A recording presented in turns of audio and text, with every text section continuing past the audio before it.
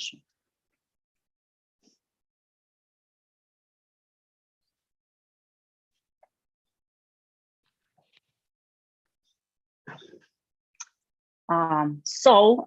Hi everyone. Thank you for joining our events. Welcome on our first English-speaking events. This webinar will be for startups or people who try to find a way to build startups, about opportunities on the market, about venture funds, and all details and steps what you need to do and how to contact venture funds, how and what kind of information you should provide to be on the market, very active and interesting product for venture funds. Today we have two speakers, and as usual we have a translation, live translation, and you can ask all questions in comments, and we will ask to speakers. If you don't have time to be with us online, this event will be saved on our YouTube channel, and you can view it later when you will have free time. So I'm happy to introduce our first speaker, Helga. Hello, Helga, co-founder of Crowberry Capital Venture Funds, Nordic Venture Funds. She will introduce us on this fund today and share all opportunities what Ukrainian startups has on the market. Hello, Helga. Hello, hi, thank you for having me. I'm delighted to be here. And I was asked because I'm based in Reykjavik, Iceland, I was asked for 3 messages. The first one is congratulations on Eurovision. I think Iceland loves for Eurovision, and we were very, very happy that Ukraine won this year. Secondly, there was a big hello from Icelandic women in tech, and they would really like to get to know you better. And the third one was a big thank you for fighting for democracy for all of us. And I think that's clearly the most important one. And I know you're going through a difficult time, but everybody here in Iceland is very, very grateful. And we're happy to support you in trying to keep your economy going in any which way. And we know venture is very important and investment is very important for the economy. So I was going to start by sharing my screen. So there we go. Oops, sorry, I'll go back one slide. So I was going to talk about venture funding for Ukrainian women in tech, and please feel free to ask questions. And this is a fairly general presentation because I wasn't sure how much people knew about venture capital. I have been working in investing in startups since 2009. And our current fund is called Crowberry Capital. Crowberries are a superfood that grow in cold climates. So we're looking for super startups that can weather harsh conditions, which every startup needs. So just to tell you a little bit about our fund, we have 2 funds, and in total we have around 100 million US dollars under management. We are the largest fund in the Nordic region that's founded by females. We founded Crowberry Capital in 2017. You can see my colleagues Hekla and Jenny on my right and the left in the team photo. And then since then, we've hired a team of fantastic people that we work with us on finding deals and investing in deals. Currently, we have actually 19 active companies that we've invested in, and we work with over 20 investors around the world that invest alongside us. So we know some of the best venture capital funds in the world. Andreessen Horowitz is a famous fund from Silicon Valley, Menlo Ventures, Tencent in China, Fly Ventures in Berlin, Maki VC in Finland, just to name a few. And it's very important for us that we always invest with other strong investors. The things that we look at when we, as investors, is we say company first. Every decision we make is for the benefit of the company we've invested in. Some people say founders first, and it's about the founder, but we think you should take a holistic view, and it's about the company, because if you always put the company in first place, it helps all stakeholders, the employees, the founders, and the shareholders. We also are a technology fund, so we only invest in tech companies, and we want to be very early. We invest in companies even before they have a product, and also that they have a very early approach to technology. They're using technologies that are just emerging, and so they're using technologies to address a problem, and we come into the companies early. And what particularly we invest, even though we're a fund set up by 3 females, we obviously invest in men and women alike, but we really see an opportunity in inclusivity, because I think, if you look in, because there has been enough investment into female founders or females in tech. So we really believe that we try to work with strong female founders. And I know in Ukraine has such amazing technology talent that I know that they're very, very sort of strong female founders in Ukraine. So we really think that we will invest in men and women and all genders. So we really see an opportunity in being inclusive, and we try to meet more people than fewer, and try to overcome our own biases when it comes to investing. This is just sort of the map of the world where we found co-investors. We have investors that invest alongside us from Europe, Asia, and America. And this is also, we are team players, and we think if you're looking for investment, you should have a team of investors. And so that's the people we invest alongside. But we also really understand that founding a company is not easy. And it's a lot of hard work, and there are a lot of peaks and valleys along the way. So we really appreciate the founder and the journey that he has. And when we invest, we really want to think about how we can support the company and the founder. And we also know that it's even harder. One of the key things that you need when you're starting a company is funding. But we know, and the numbers show, that it's harder for women to get funding than men. And so I think it's very important when you think about your investment team that you try to get the best investors alongside you. And this is, sorry, my slides are being a bit tricky here. So this is, it's just sort of, I think there's a lag in my internet. So there we go. So you really have to find the right VC team. I think this is a early photo of Mark Zuckerberg, where he was with his investor, Mark Andreessen, and that was the right investor for him. But I think as a female founder or a male founder, it's very important to find an investor that shares your values and your vision. And I think also when we're as investors, we also really look at founding teams. And usually companies, even though you kind of, as a founding CEO, you can feel that you're alone on top of a mountain. In fact, we usually have teams that we invest in.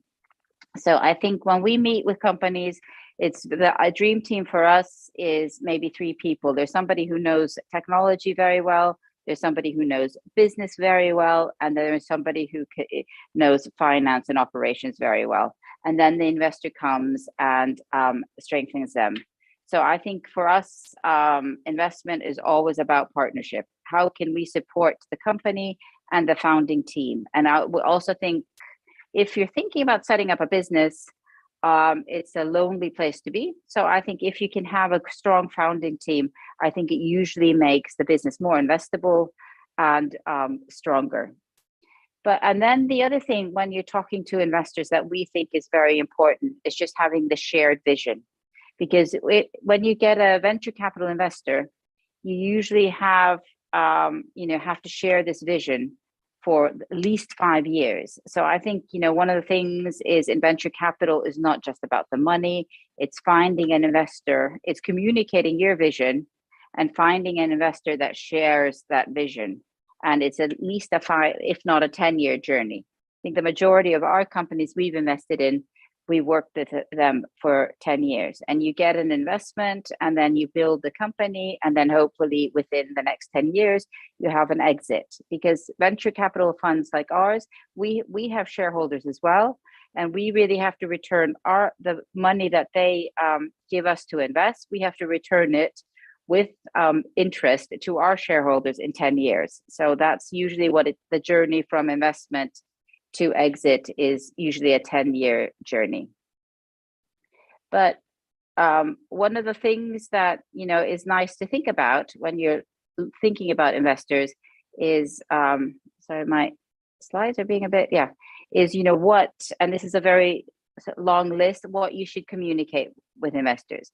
What do investors want to know before they invest? And this is actually, Sequoia is a large US venture capital fund, and they publish this on their website. But I think, and most funds look at these things, and I will also share the deck afterwards so people can see the long list. And I think, you know, usually the first slide when you're approaching investor is your purpose, and you have to be able to succinctly say in one sentence what problem you're solving or what opportunity you're addressing. For example, if you're an online taxi service, then it's like, I'm making transport easier for the masses or something like that.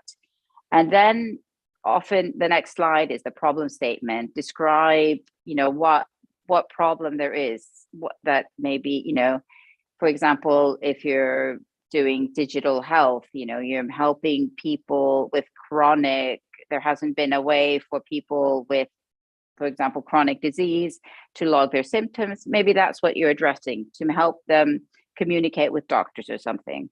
So you kind of have to say what the problem is, how this is addressed today, and what's wrong with the current solutions and how you're solving it. And then you come in and say, this is my solution.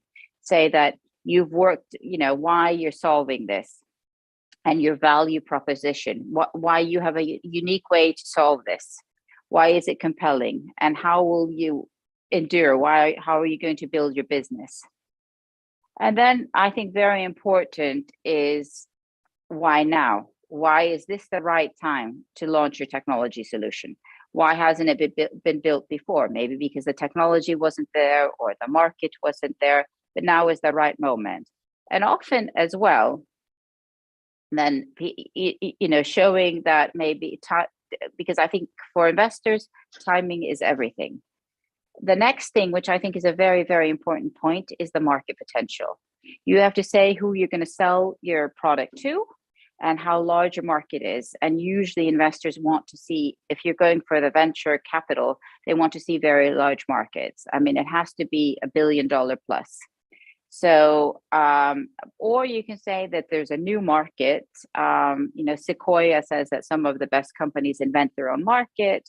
Before Airbnb, nobody knew that there was a market for staying in other people's homes. And then you have to map out the competition, and there's nothing. I mean, sometimes I meet founders who say there is no competition, but there's always, if there's a market, there is competition. Maybe the competition is weak and they have an inferior solution, but there's always competition. And so you can map out who are your direct competitors and who are your indirect competitors, and show how you're going to win the competition. Another thing investors really want to see is the business model. How that's here, they say how you intend to thrive, which is really how you intend to make money. You know, ultimately all businesses, to be sustainable in the end, have to show what their business model is, how they're going to sell to their customers, how they're going to make money. And then the other question, which is as important as why now, is why you? Why are you the best team? Why this team of founders is the best team to build this business? I think that's a very, very important. And introduce the members, and also introduce the people you intend to hire, because we know that no founding team is perfect, that you always have to hire more people in your long-term plans. So there, I think it's very important to illustrate who you intend to hire. And finally, it's the financials, and that's like your financial plan, maybe for the next year, what you're going to do with the money that you raise now, and then have maybe and that can be a bit detailed. And then longer term, you can say, and then it can be it doesn't have to be as detailed. And then you're just showing what kind of market share you're getting, how you're building your market, and what financial plan you need for the future. I know this is a long and exhaustive list, so happy to share the slides. So then if you're doing your own, if you're doing a pitch for investors, I think this can be very useful. Or you can go on the Sequoia website because they share this with everybody. And yeah, and then the other thing that is important to think about when you're investing is what stage of venture funding you're looking for. I mean, these are sort of the typical rounds where we have invested. Pre-seed, that is usually $200,000 to $750,000 that people are looking for. And then it's just like your team is just coming together. You haven't really, you have an idea and just the first stages of the team, but you haven't started building your product. You don't have any revenue. And so that's a very good time to raise a pre-seed round. Usually this round is raised from, you can get this from business angels, micro VC funds, or sometimes early stage funds like ours would participate.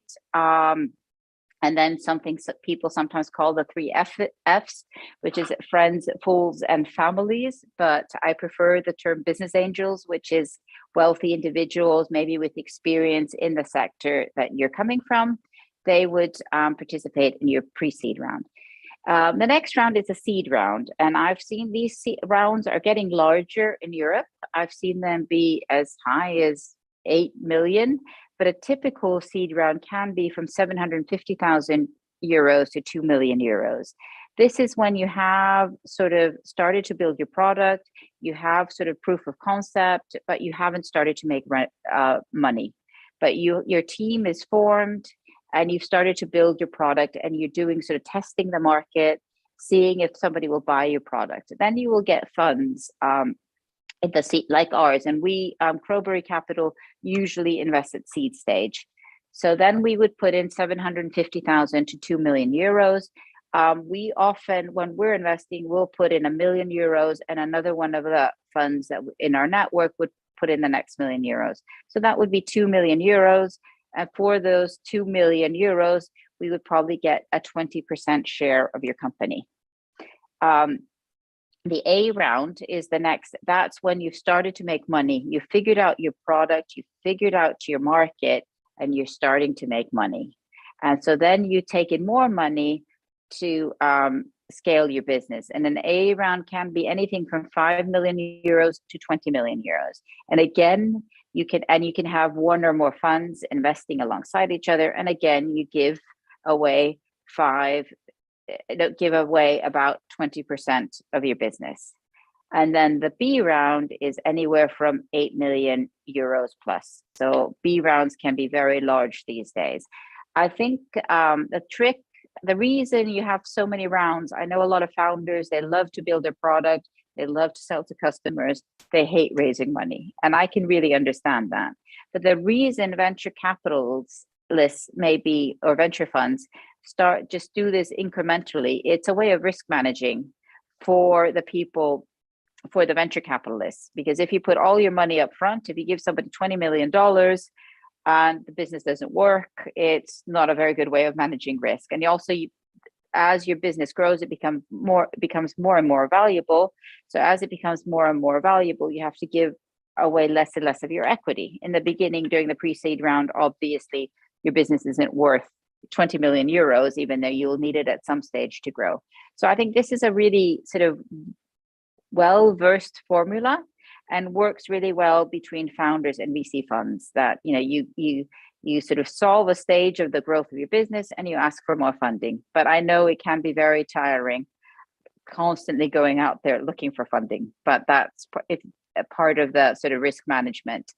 Another thing that you really have to think about, and I have a link to Index Ventures that communicates this on their website very well, is capitalization tables. Who owns what percentage of your business?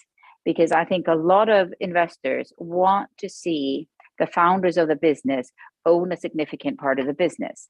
I mean, I think the nice thing about venture capitalism is that everybody wins if the business does well. So the founders own a share of the business, the employees own the share of the business, and the investors own a share of the business. And to me, that's like the most beautiful form of capitalism, is it's shared with everyone. So So, but what then you have to be careful not to give up, because you grow in stages and you're always raising money. You have to be careful not to give away too much of your money too much of your business too early. So typically, but you're always sharing it with investors and employees. So as you can see in this graph, and I would encourage you to go on this website, is in the beginning, the founders own 100% of their business. Then they do their first round and they share a little bit with employees and a little bit with their investors.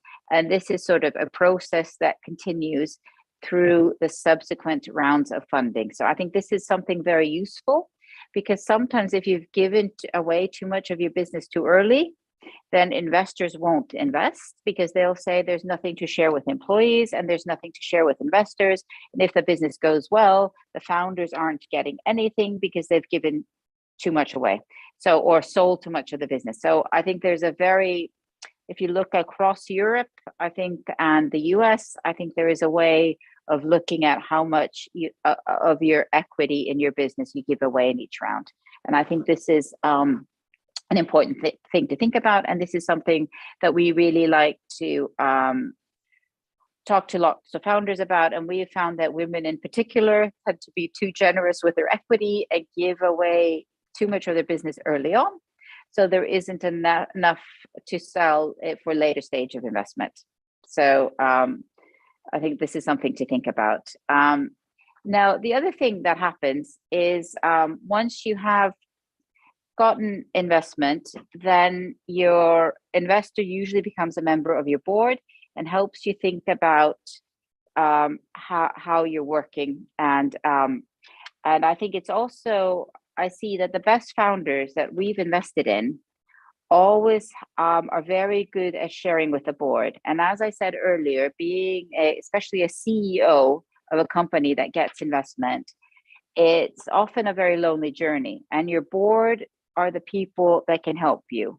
So I think it's very important, once you've received investment, not to be afraid to share all news with your board, good and bad, because I think a good board member should support you, when you're going through the challenging times, just like they will celebrate with you when you're going through the good times. So if you're starting a business, there are lots of challenges. You're hiring, and sometimes maybe, you're not making as money as you planned, much money as you planned. So you have to fire people as well. And there are all sorts, so you hire, all sorts of things difficult things that you have to do.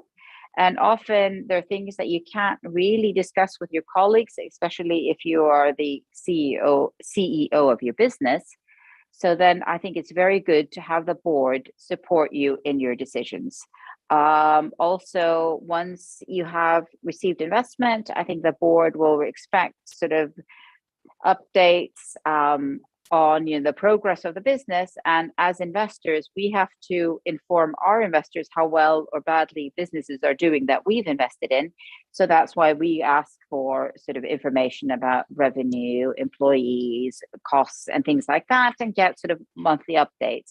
But also, having been a CEO myself, I think board updates are really helpful, because then you sort of one day a month, you sort of put a pack together for the board, and it also makes you focus and think about sort of maybe the strategic view and the holistic view of your business.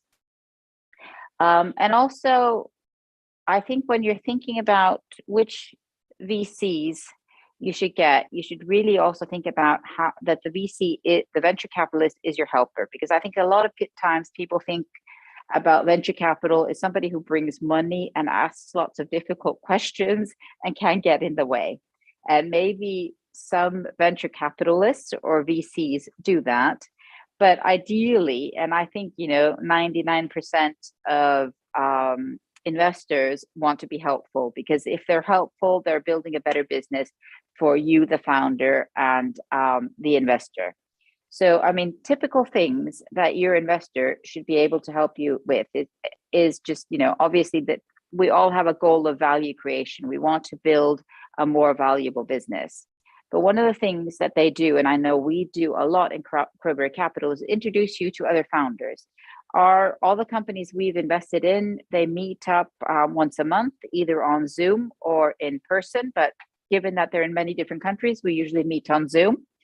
And then, even though we can't help you with a problem, somebody in a similar situation, they will be able to help you with a problem. So I think this talking to other founders within the portfolio, I think often really helps. Also, one of the things that a good VC should do is ask the right questions. So we're very used to working with startups in the early stages. We know what the challenges are, and sometimes just being soporific, Socratic is not soporific, that's putting people to sleep. Socratic, like Socrates, and asking questions, I think all actually helps you think better. So I think that's very important. It's also important that both the investors and the founders and the employees of company have an aligned interest. We're all working towards the same goal of building a valuable global business. So I think that's something that the investor can also help you think about, how you align the interests of, so we all have the same goals, the employees, founders, and investors. Another thing, a valuable thing that investors help founders with is just a network. Investors know a lot of other investors. So when you're if you have one investor in your business, they should help introduce you to other investors as you fundraise further. So I think, that a good investor will help you with his network of other investors. He will also have a network of potential talent or people that help you find talent. So I think that is something that he should share with you. And he will also, maybe when it comes to exit, have exiting the company, either know how to IPO your company and put it listed on the stock market, or have relationship with big corporates that would buy your company. And then I must say, personally, I know I'm speaking a lot now. Personally, one of the things that I try to do as an investor is just to listen, because I think it's such a difficult journey being a founder. And if your investor can just be there and listen to you and help you think about things, I think that is a valuable skill. Because you go to lots of conferences where investors are always speaking, but personally, I also think listening is a very, very important skill to have. And I think this is my last slide. And so I would thank you for listening, but I also just want to point out one thing. As we are speaking with Women in Tech Ukraine, we've had in the past, a lot of our companies that we invested in have had fantastic, talented Ukrainian employees. And so if you're also looking for a job, if you go to crowberrycapital.com, we list the jobs that are available in our portfolio companies. Here in Iceland, we're used to working remotely, or if people want to come to Iceland or the other Nordics, they're very welcome. But also, so we'd be very happy if there's a job that any of you see on our website that you find interesting. I'd be very happy to help you get in touch with the company if they don't answer you, and promote you that way, because I have very good experience personally of working with Ukrainians. And that's me selling my portfolio, but I think that was my last slide, and happy to answer any questions. Also, my email is helga@crowberrycapital.com. So if people want to be in touch or reach out, also very happy for you to email me at a later stage. Thank you. Thank you, Helga. It was amazing information, very structured and important for us. If you don't mind, after our webinar, we can share a link with your job descriptions on our pages and promote them. So maybe we will help you to find the good people to your teams. I hope so. And of course, if someone would like to speak with Helga directly, please contact us and we will share email address if you don't mind, Helga. Yeah, perfect. Okay? Fantastic. Yeah. Great. So I have a couple of questions. You mentioned that about parts of companies that famous situation when startups give parts of companies too fast. That's why, like as I see, start when people, I'm a startupper as well. When people start something, they don't have enough budget, and they trying to cover some part of business, like marketing or development, to bring people in house, like on a board, and give them some parts of company. And unfortunately, sometimes they give a lot, too many that they Yes. should. So, can you please tell me how many co-founders you think is maximum can be in startup, which will be interesting, especially for your venture fund? Yeah. I don't think, I mean, the biggest team, which is also the most amazing team that we've invested in, is 13 founders. Yeah, that is the biggest one. Wow. Yeah. So not And 3 or 5, yes? no, but normally it's 3 or 5, but 13 founders, and that was very unusual. But they're all working at the company. So they were just 13 people. They're building a games company called Mainframe, building a huge company, and they've gotten lots of venture capital. I think they've taken in sort of, tens of millions of dollars so far.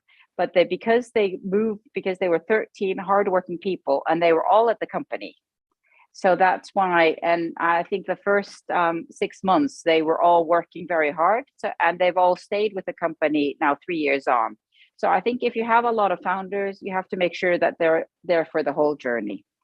Yeah, so I think that's kind of the maximum I've seen, but typically it's 2 to 5, I think. But I think it's also important. I don't think it's the number of founders. It's more making sure that they're going to stay with the company. And I think often investors do something called reverse vesting. So that means that if you leave the company early, you don't get your shares. Say you have 30% of the company, and then you leave after a year, you only own then 10%. You have to hand in your shares and only leave with 10% of your shares. And the other 20% goes to the people that stay with the company. And I think that's fair. Yeah, sounds very fair, but 13 is a lot. Okay. Yeah, no, that's very unusual. So that's the exception. Yes. What, like they hold like 1% of each, or what? I think there are sort of 3 people that have, that are there's a CEO, a CTO, and a COO, and I think they got the most shares, and then everybody else got, depending on what their role was in the beginning, maybe fewer shares. So I think I don't think they're all equal. And this is also maybe an important discussion that you have, because it's so usual that 3 people start a company and everybody gets 33% or something like that. And I think maybe sometimes some roles will take more risk or are harder than others. So if you can also, when you're starting a company, have a difficult decision: does somebody deserve more? Are they doing more? And I think it's important when you're starting the company to have all the difficult decisions, because if you can't do them in the beginning, you're not going to be able to have the difficult conversation when it becomes important. And somebody says, I've done a lot more. Why do I own less in this company than you, et cetera, et cetera. So I think there often founders do like just a founding contract between the 2 or 3 or 5 of them, just to make sure that everybody is happy and everybody is aligned with what they're doing. So okay, got it. Thank you so much for your answer. The next question: which markets does your fund consider as most attractive this year or in general? Our fund is very interested in health tech and fintech. I think, that's also because of the background of the founders of the fund. I worked in finance a long time, sort of been following fintech. I think there's a lot of opportunity there. I think my colleagues worked in health tech, and they worked for startup companies, health tech. And I think post-COVID, there is so much opportunity in health. I mean, it's the health systems of this world are difficult to change, but I think they're very open to change. So that's something that's important to our fund. But you also see sort of trends that are very important. I mean, sort of ed tech education needs to change. I think sustainability and technology that can help sort of us in climate crisis and things like that. I think that's a big change, and that's a trend that's sort of building up. Also everything to do with blockchain. Obviously, Web 3.0 has been sort of a trend, and I'm not necessarily saying cryptocurrency, but much more how do you apply blockchain technology.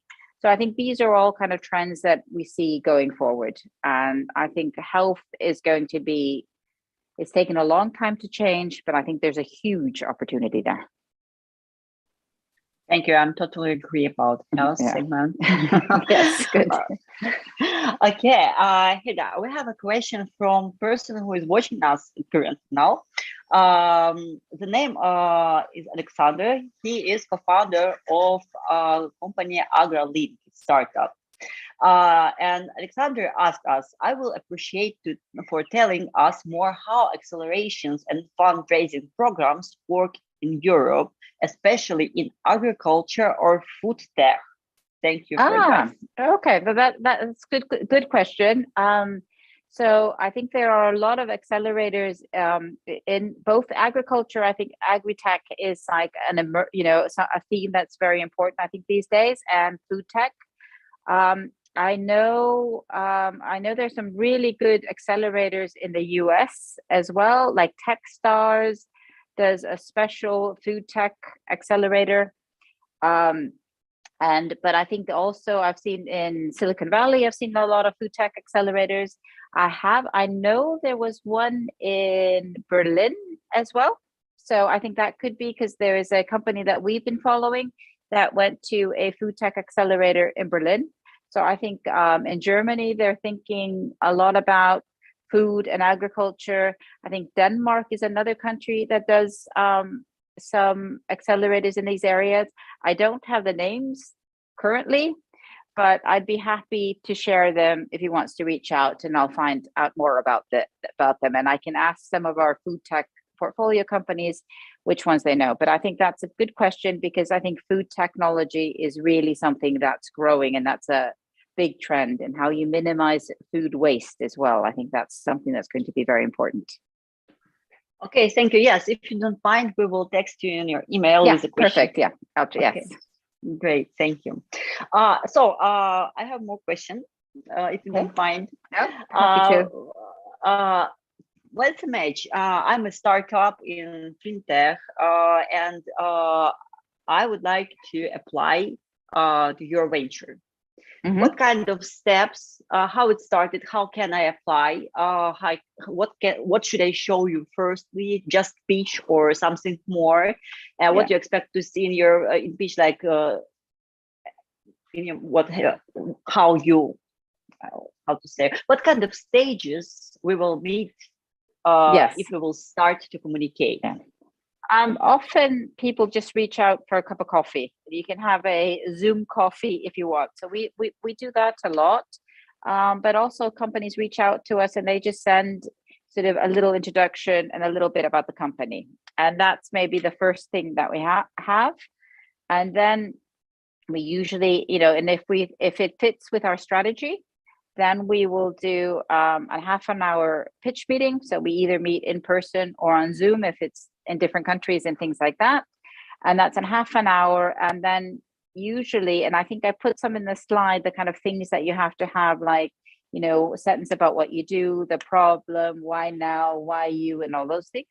So if you did, a 20-minute pitch that sort of covers what you're thinking about and the opportunity. And I think it's, then I think that then we kind of take that away, process it, like really think about if this is something that aligns with us, and we can work with the founder. But I mean, I think there are a lot of investors out there and there are a lot of founders out there. So it's almost like a dating service. You have to talk to a lot of investors, and we talk to a lot of founders, and then finally you find your match. So but I think, sort of having this kind of list of sort of the opportunity, the team, the timing, the problem you're solving, I think those are really the things that we look at. Opportunity is a very important thing as well, because sometimes we see fantastic solutions, but they're going for a very small market. And so that means it will always be a small company, which is not a bad thing. Small businesses are also good businesses. but then they're maybe not the right, then they maybe should get a bank loan or a grant to start the company rather than get venture capital, because venture capital is always looking to fund businesses that, we always hope every business can become $1 billion business. Though they don't, so they're trying to fund, we're looking to fund businesses that can be global and large. And I think at least has to become $100 million in value. Okay, thank you. Do you have an interview with team members to check their expertise, or no? Yeah, no, we do, but that's sort of maybe a little bit further along, because that's part of our due diligence. Let's say we like the founder, we like what he's doing, and then the next stage would be, let's meet the whole team. So it's usually our whole team meets your whole team or the founder's whole team. And then sometimes if we go even further, we interview, before, when we're getting to know the team, we will interview the team one-on-one. And especially, not the whole team, but the people in sort of key role, the head of product and technology, maybe the operations and the CEO. And then it depends on the business, what other sort of key team members there are. And then what's really nice is when we can meet the team in person. So now that we're traveling again, that's always the nicest bit. Okay, great. Thank you. We have last question, I hope. I promise. Question: what can you recommend it for Ukrainian startups which are entering European market? What should we consider user analysis?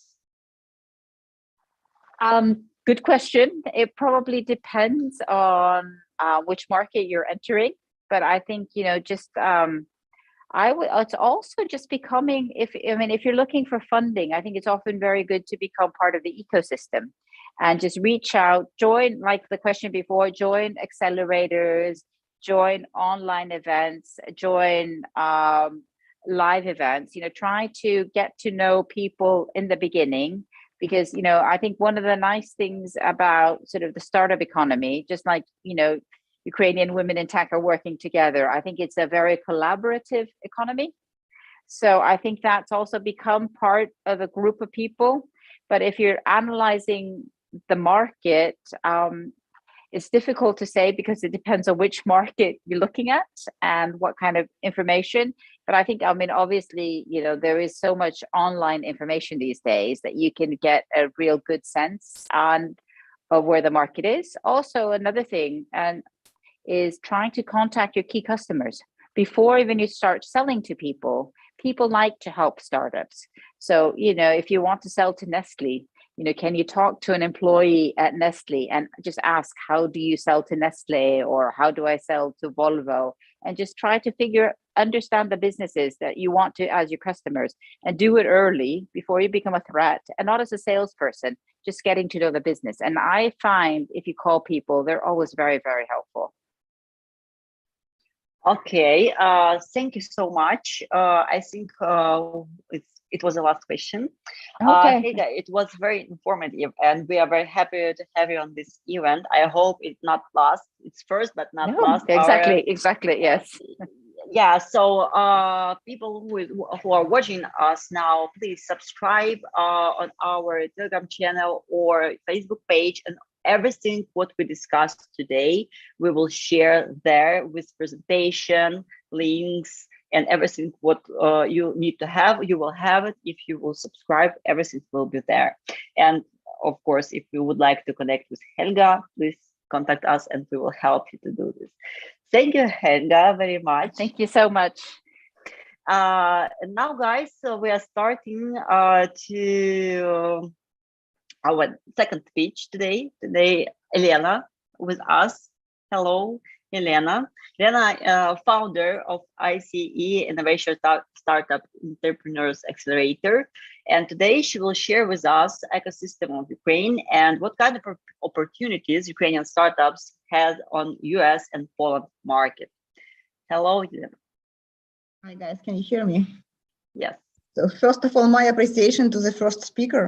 Why I'm telling this, because Helga, now it's so hard to speak with funds because they're afraid of Ukraine. It's war in Ukraine, and say that, oh guys, it's probably not much going on now with entrepreneurship in Ukraine, but it's not true. The ecosystem is alive. We keep working, we keep fighting, and startups are alive. And that's the main message that I tend to deliver everywhere. So basically now I'm temporarily in Warsaw, and I'm trying to speak with as much people as possible, with startups, with funds, with conferences, and deliver the message that we are alive. And it's so appreciated that people from Nordic countries are interested to speak in front of Ukrainian audience and Ukrainian startups, that we can build some connections and that probably collaborate in future. It's really, really cool. Many Europe, as I try to attend many conferences, I see the reactions of Western European funds, many of them really afraid of Ukraine, like German funds, French funds, they're just afraid. Eastern European funds tend to understand what's happening, and that really this is maybe now the most important fight in our history, and we hope to win it. And thanks that Nordic countries also understand and support us, and it's really cool. Now I will try to explain what actually is happening in Ukraine. We will elaborate more about ecosystem and maybe provide some useful insights. First of all, those who watching me can download the full research on the Ukrainian ecosystem. You can, I will share just a second screen and show where it could be downloaded. So I hope you can see my screen, right? So guys, yes, we can. You see it. It's our website, icgroup.org, and there is ecosystem that can be downloaded, and we will also give it to Eva to share with everyone who watches it. And I will briefly tell what's happening here. So this is all statistics for our last deals before the war and actually during the war. And what is incredible is that despite the war, we still have some investment deals. I mean, this is the most important part to show that we are alive, and there are still people and investors in this world who believe that Ukraine will keep going. So we just had this, last week we had presentation with UVCA, Ukrainian Venture Capital Association, and Creston, and we've done together this research, Ukraine Deal Review. It's absolutely free, it's available to everyone, either on UVCA or in our website, or we will share it with Eva. And I'll show briefly the overview, and we'll go now more to Startup Life. So basically, what's interesting that Ukrainian ecosystem was one of the top most dynamic ecosystems before the war. Every year we has grown with double-digit rate of growth. And basically, even before the war, before the February 2022, the volume of our deals constituted almost $1 billion in total of venture capital market. Just in last year, in the previous year, we had two huge deals. Grammarly, it's our decacorn. They raised 200 millions in Nasdaq, and we also had GitLab that had IPO last year. It's basically with the same valuation, and we had plenty of smaller deals. So just going through their report, you will be able to understand who is where and what we've done.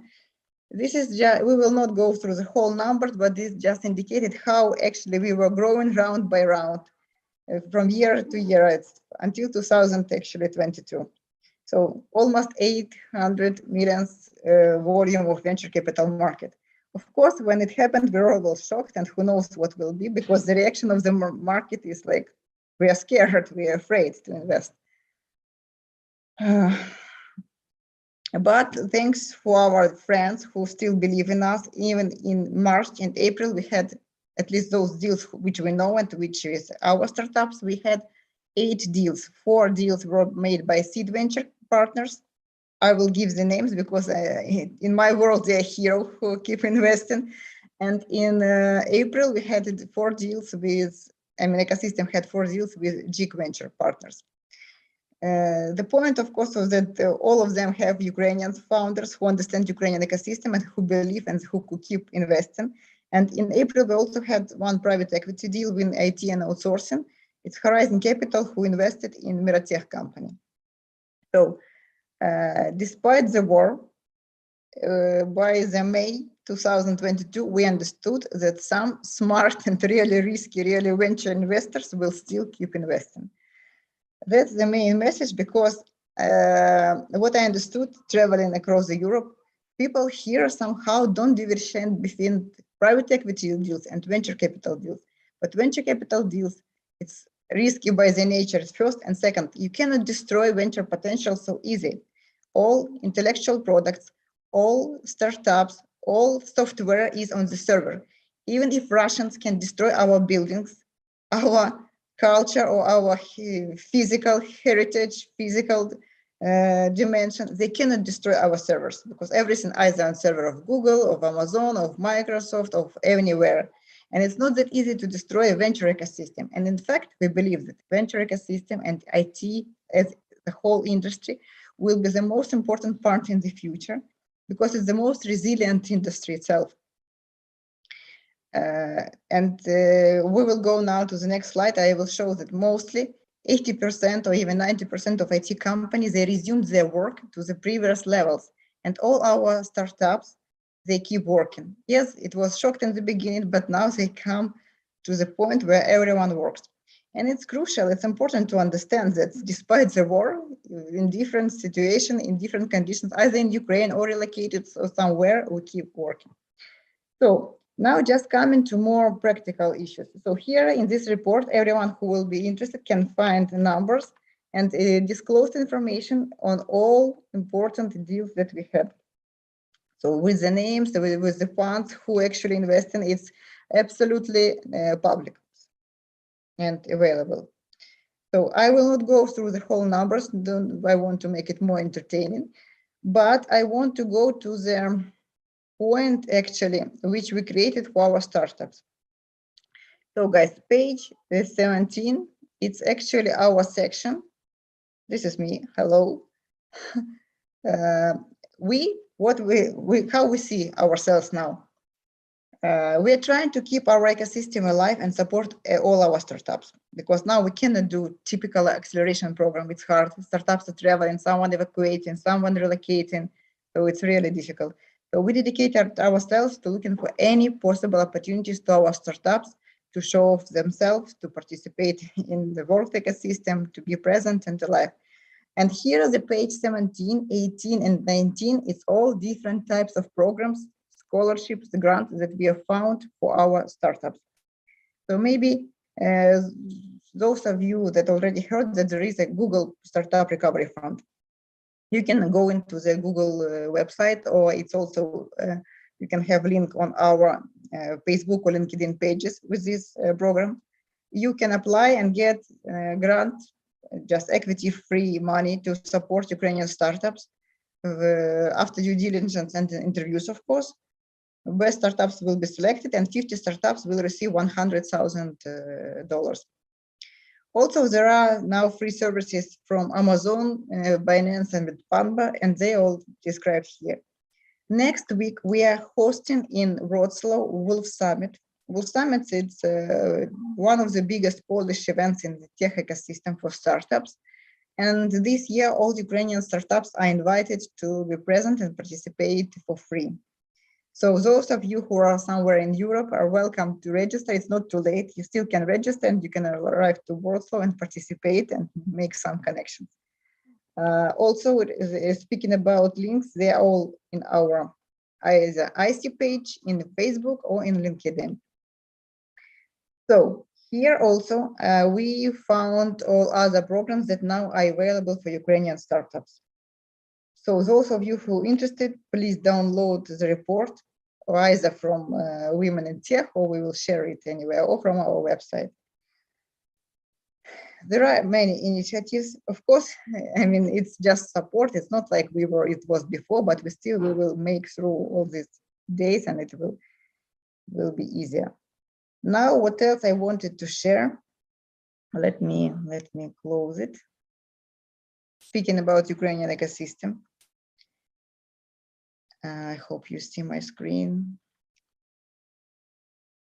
So this is our last picture just before the war. So we didn't expect it. I think even Eva was present there. It's our last big event 1 month before it happened. And we were thinking about ecosystem. We were thinking about future of Ukraine, creating great products, creating this energy, as you see by this picture. No one expected it could be like this in 21st century. No one was prepared for this. I think we were adjusting now, and we believe that our country will learn how to live in this condition. So maybe we have to employ some business models like Israel have.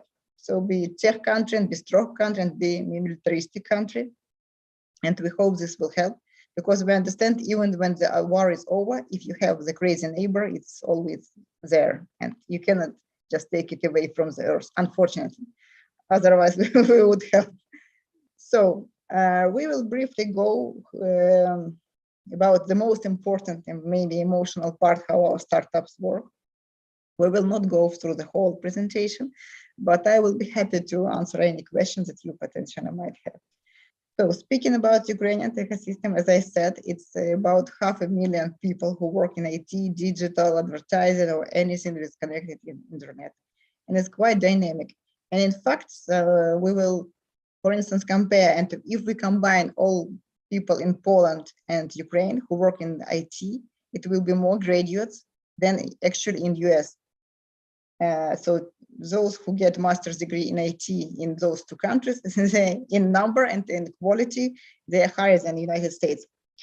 United States has a lot of imported those people who immigrated and who came there for work. But actually the region, Eastern Europe, produced great IT specialists, developers here locally.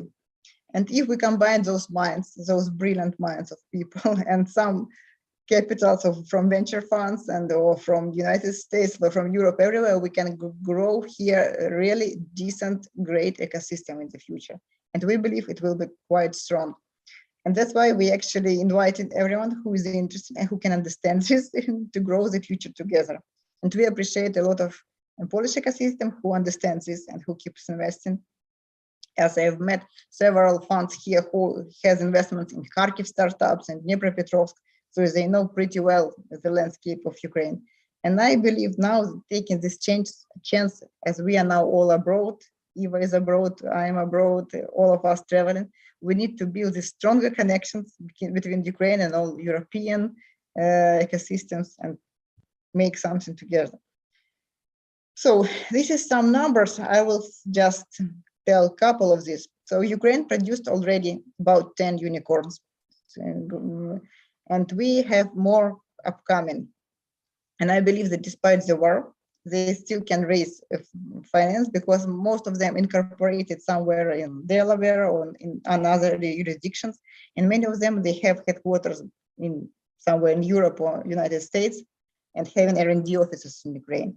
And as I told before, all R&D offices in Ukraine, they keep working. They will keep working, keep fighting, it's totally operational.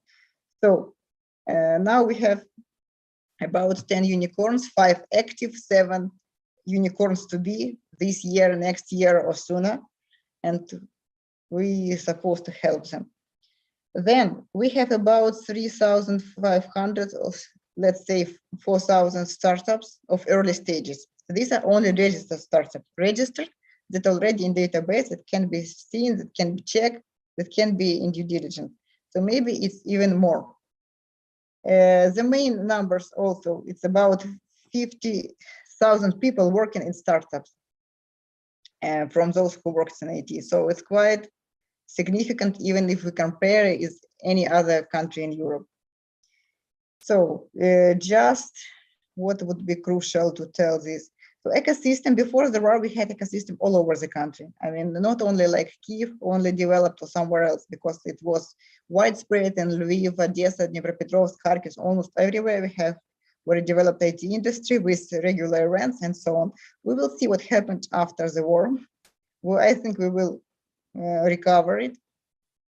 What is interesting now for investors to understand, I hope you can see, we have now a special regime, DSCT, it's only 2 months old. It's actually based on English law, and it allows investors to use all instruments according to English law, or also use American investments like safe agreement and so on. So this is done in purpose to simplify investing into Ukraine. It's still under approbation because it's only 2 months old, and not of us had time to take advantage of it. But we will see. Potentially, it might be very convenient to invest like this. One more interesting fact that I would love to share while speaking, it's research from Stanford. So they were researching founders of unicorns by a region. And actually, they noted that Ukraine is in top 10 countries who produces founders for unicorns. And of course, they were born somehow in Ukraine. Later, then some of them immigrated, some of them went to get degree in United States.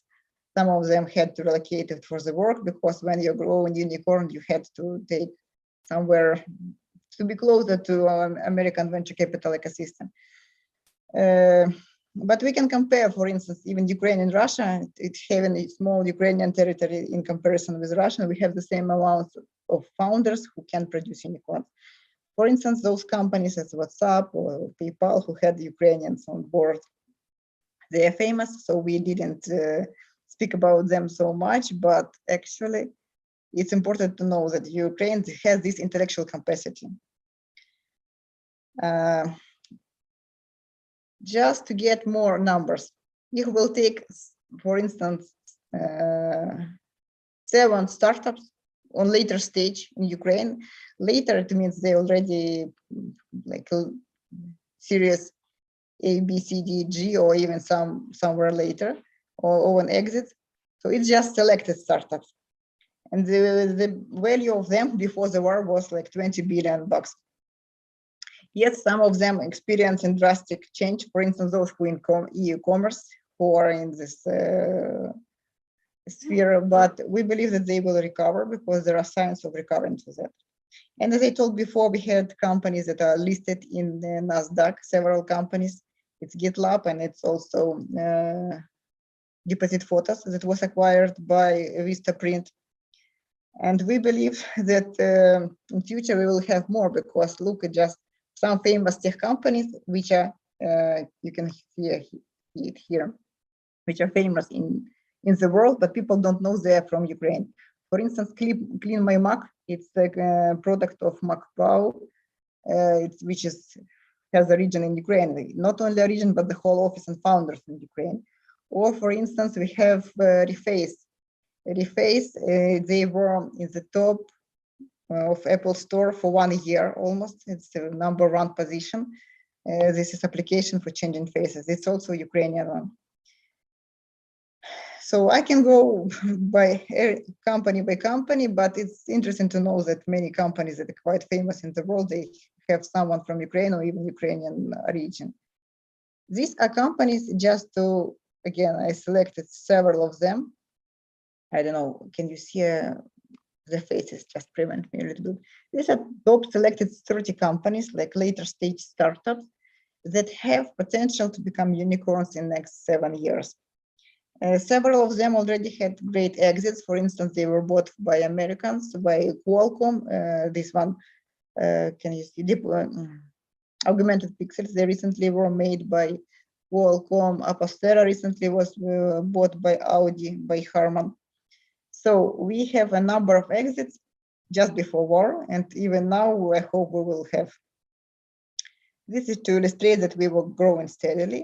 And I think now we will skip several pages and go to the startups, how we live. So what's good about Ukrainian ecosystem, why it's worth investing in it? Because it's quite famous in the States, in Silicon Valley. We had several companies that had investments from Andreessen Horowitz, from Sequoia, so they were already present somehow in our market. They understand what we can produce. Those are major funds that had a track record in Ukrainian market.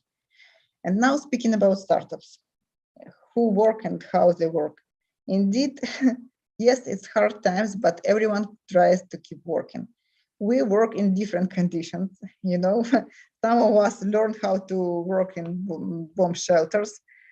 Some of us learn how to work in corridors and using the rule of 2 walls For those who don't have war somewhere, what I will explain, the war means that you're supposed to have to sit in corridor, because if the missile will hit your house, first wall will crash because of the missile, and second wall will protect you.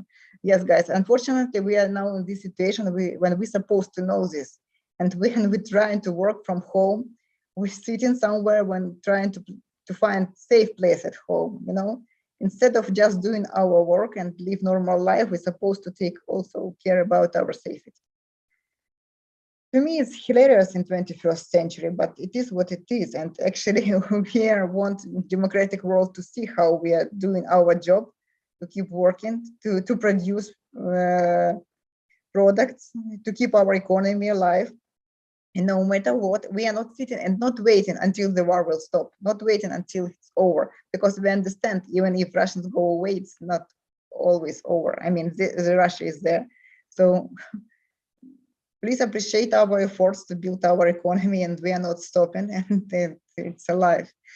About startups, 70% of startups, they continue to work somewhere.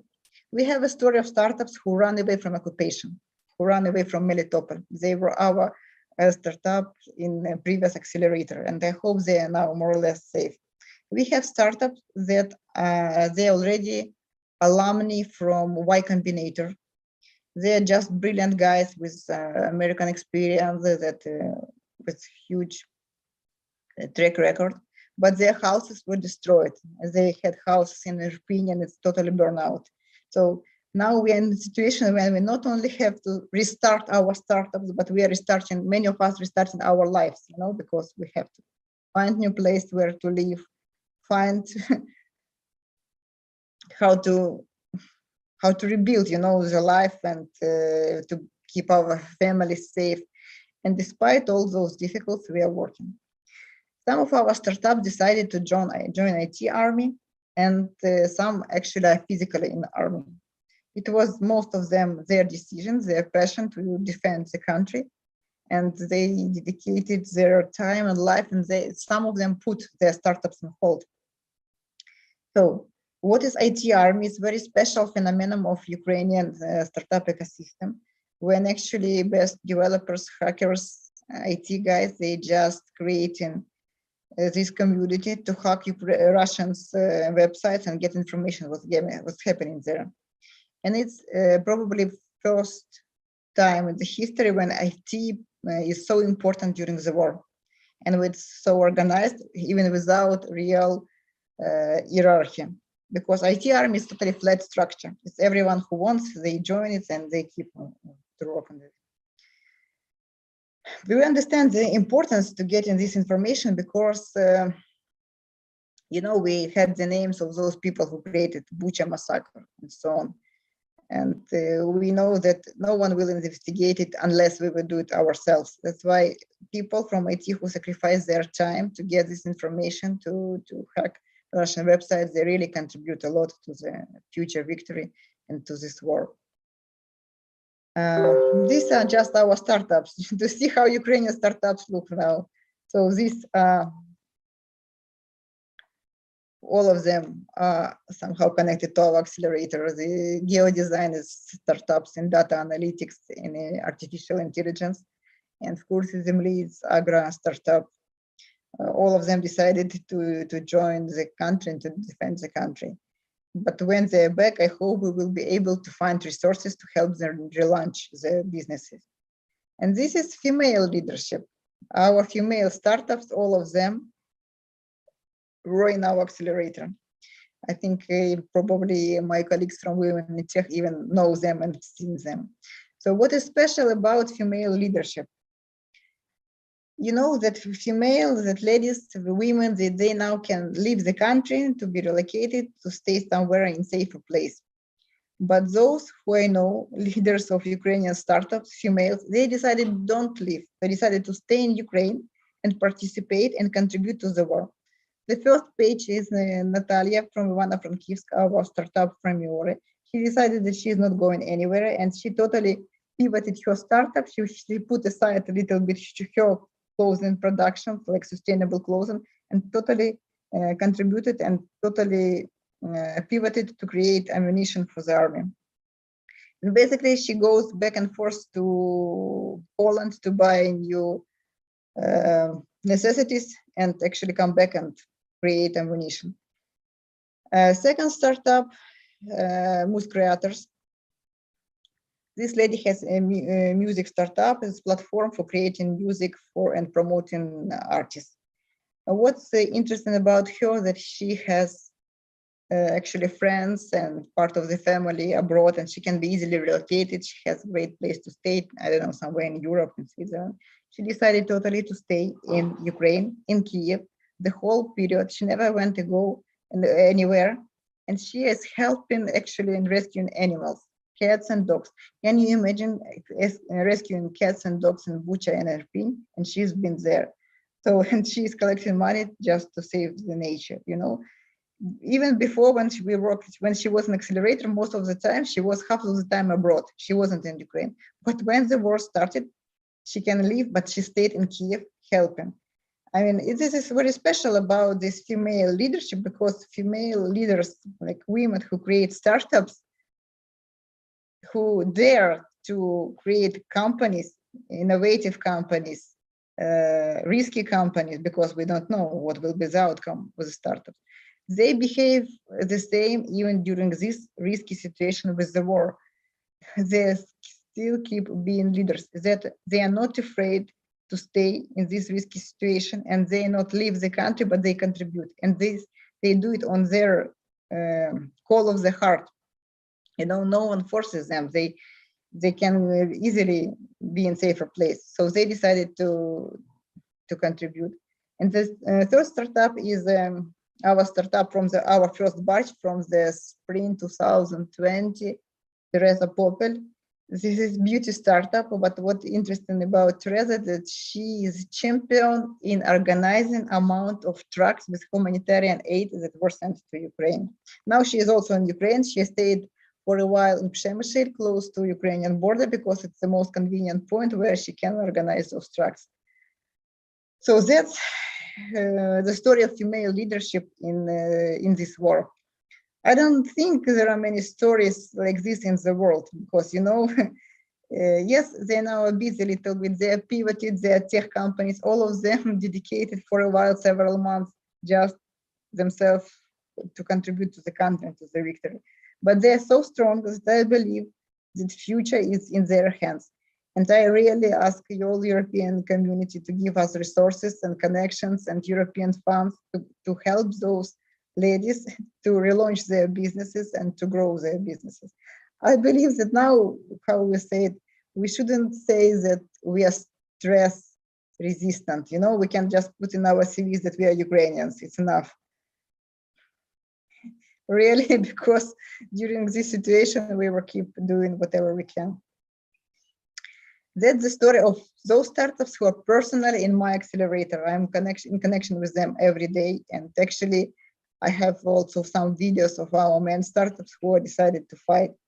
And we will support all of them, and we'll try to do whatever we can to find resources for them in the, I hope, several months to get back to their normal life. So there are some statistics that I already mentioned, that 85% of IT jobs, or maybe even now 90%, they are doing their regular job commitment, that everyone works. Some percent in armed forces, and some percent of joined in cybersecurity forces. Unfortunately, we should tell that even some of them had to go. I mean, some of them died. And recently, the guy from IT, from Tech Ukraine, one of them, he died. So we are losing the best people now, great potential, because actually how Ukraine army works, it's not like Russians. It's people go there by heart, basically. Those who want to participate in this, they actively go. And actually the best people now are in the war. So we are doing everything that we want people to know that it should be stored, and we need support from European Union somehow, because otherwise we are losing our best potential. So this is more statistic. We will not go through it. And this is the deals that I already mentioned. Seed Venture Partners, the funds that keep investing, that is, they invested during the war in soft partners, they also had acquired 2 companies based in Lviv. And now there are even more deals because this is presentation in the March of 2022. Now it's May, so we can add more deals. So basically, maybe that's the most important thing that I wanted to go through. This we will skip now. So those who want to connect with me, here's my contact details, and also Eva will have them, everything. Now we can go to the point of questions. Yes. Please don't be shy. Whatever I can, I will tell you the story of Ukrainian ecosystem during the war. Elena, thank you so much. It was amazing. A lot of information, very useful. And thank you so much for what you are doing now currently for Ukrainian startup ecosystem. I'm sure you will have a lot of best results with it. Can we please, maybe you can advise new startups in Ukraine, how to start, or about your program, how they can join your accelerator, what kind of offers you have now, or what kind of offers on European market they have now to join accelerator programs. Like, for example, when I started startup, I didn't know information at all about acceleration programs, about how where I should to go, what I should to bring, how I can join, for what I needed. And a lot of startups, they don't understand it. That's why they just ignore it.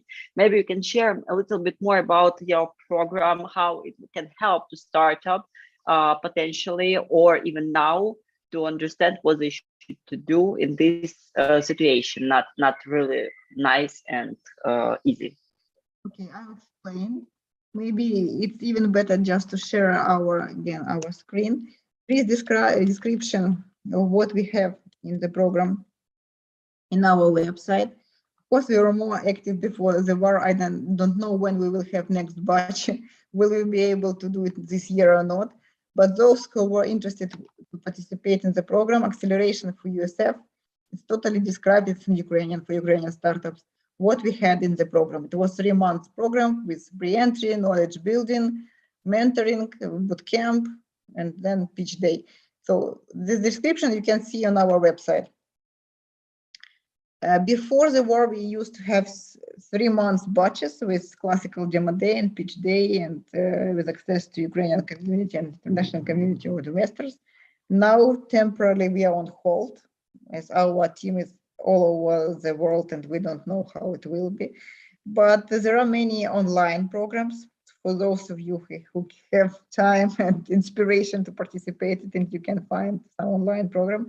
For Ukrainian startups, Polish ecosystem is also very open, so you can participate in so-called Poland Prize program. Poland Prize program is a grant with 50,000 euro, equity free, so it's granted money, and you can choose one of top 10 Polish accelerators. I would say that Ukrainians are better, but we are not having program now, so we try to participate in Poland or other. Maybe one of the most simple resource and very easy and actually very open, you can just start learn information from Y Combinator school. It's open from everyone, it's international, it's totally best practices everywhere. So it will be applicable and in Ukraine and in Europe and United States, and you will see the basics. And it's in English, it's accessible, so you can watch yourself lecture by lecture, and then you will speak in the same language with investors, more or less. Okay, I'm sure we will make a post with a list of acceleration programs in Europe for Ukrainian startups, so everyone who is interested in can learn everything what they need and apply. Okay. Thank you, everyone who was with us this evening. And thank you for our speakers. It was very useful information. So now most of startups will see step-by-step process and what they actually need to prepare before they even start to apply for acceleration program or from fundraising. We will share everything on our resource, everything what we discussed today. And I hope you, everybody who are watching us today, have enough information to be success and do our economics better and better. So thank you, everybody. Thank you, ladies. It was nice to have you on this event. Now we're finished, and this event will be saved on our channel, so you can view it every time you have. Slava Ukraini. Bye-bye.